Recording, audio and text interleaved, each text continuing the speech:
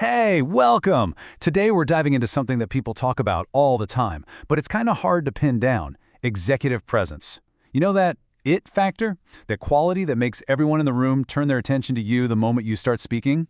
Right? You've heard this a million times, and it's so true. It perfectly captures that feeling we get. We can't always describe executive presence with a neat definition, but we can definitely feel its power when someone has it.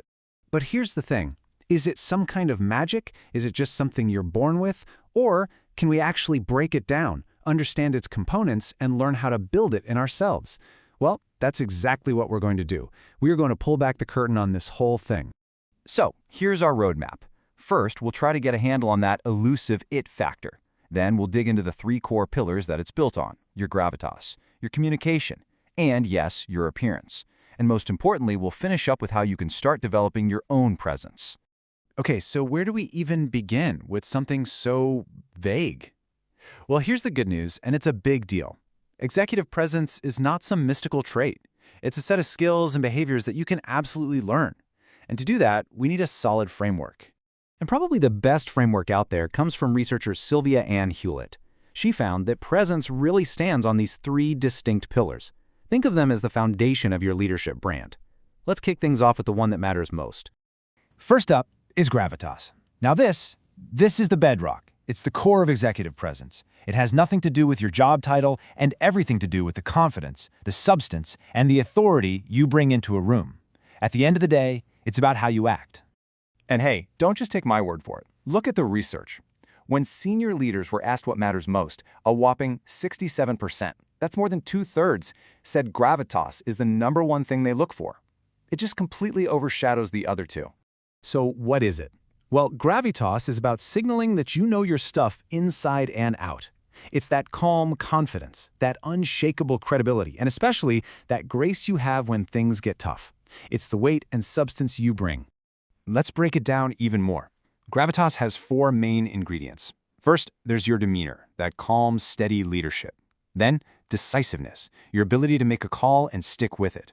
Third is emotional intelligence, your empathy and self-awareness. And finally, integrity, your moral compass. It's what holds it all together.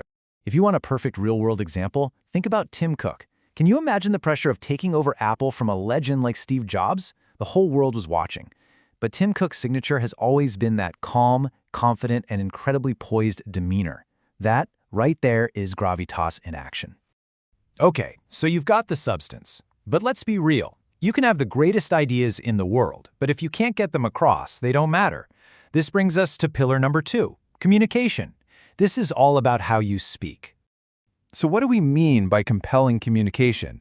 It's not just about using big words or talking a lot. It's about your ability to really connect with people, to deliver a message that's so clear and impactful that it gets them to lean in, listen, and, hopefully, take action. And the great thing is, you can totally work on this. Start thinking of your key points, like mini TED Talks, short, powerful, and to the point. Own the room with your posture and eye contact. Practice enough that you can speak freely without being glued to your notes. And please, use stories. They make even the most complex ideas stick. And if you ever doubt for a second that these are learned skills, listen to this. The researcher we mentioned, Sylvia Ann Hewlett, grew up in a working-class part of Wales. She realized early on that her accent was causing people to judge her in a very class-conscious society. So, she spent 2 years listening to BBC broadcasts and practicing, consciously changing the way she spoke. It's proof positive that this can be developed. All right, and that brings us to our third and final pillar, appearance. Now, I know what you're thinking. The data said it was only 5%, right? But don't write it off. Appearance is the first impression. It's the initial filter people see you through. It's all about how you look. Now, this one can be tricky because it creates this constant tension, right? You want to be authentic, true to who you are, but you also have to be aware of the unwritten rules of your environment. The sweet spot is finding that balance where your look supports your message instead of becoming a distraction.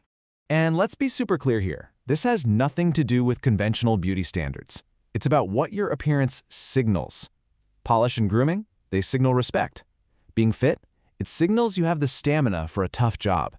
And appropriateness, it just means you're dressed in a way that lets your incredible ideas take center stage. So, we've gone through the theory, we've broken down the 3 pillars, but now for the part that really matters, turning all of this into action. Because the single most powerful takeaway here is that you are in control of this. I want this to really sink in, so I'm going to say it one more time. Executive presence is not magic. It is not something you're either born with or you're not.